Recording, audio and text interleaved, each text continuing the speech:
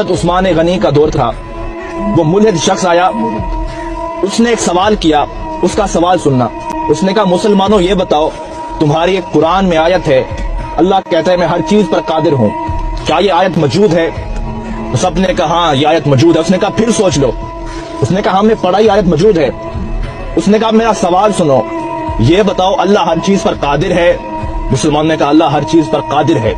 اس نے اب سوال کیا، اس نے کہا یہ بتاؤ اللہ چاہے تو اپنے جیسے خدا بنا سکتا ہے؟ ایسا اس نے سوال کیا کہ تمہارے قرآن میں آیت ہے کہ اللہ ہر چیز پر قادر ہے، اب یہ بتاؤ اللہ اپنے جیسا خدا بنا سکتا ہے؟ اب لوگ اس کا کیا جواب دیتے؟ اگر کہتے ہاں تو توحید خطرے میں تھی، اگر کہتے نہ تو قرآن خطرے میں تھا۔ لوگ بڑے پریشان ہوئے، آخر فیصلہ ہوا اس شخص کو قتل کر دیا جائے۔ وہ شخص مسکرا پڑا، اس نے کہا میں تو قتل ہو جاؤں گا لیکن میرا سوال زندہ رہے گا، اس سوال کو لوگ سنیں گے اور میرا ایک نظریہ، میری ایک جماعت بن جائے گی۔ فیصلہ روک دیا گیا، اسے قتل نہ کرو۔ آپس میں بیٹھے عالم حضرات، لیکن اس کا کوئی جواب نہیں بنا۔ ایک بوڑھا شخص بیٹھا تھا، اس نے کہا تیرا کیا سوال ہے؟ تجھے علی کی چوکھٹ پہ لے چلتا ہوں۔ وہ چل پڑا، علی کی دہلیز پر پہنچے، مولا علی باہر گئے ہوئے تھے، باہر لوگوں کا ہجوم تھا، سوال ہی ایسا تھا۔ مولا علی شیر خدا واپس آئے، دیکھا لوگوں کا رش تھا، آپ نے پوچھا کیا وجہ ہے؟ اس نے کہا یہ غیر ملحد شخص ہے، خدا کو نہیں مانتا، اس کا ایک سوال ہے۔ آپ نے کہا بتاؤ۔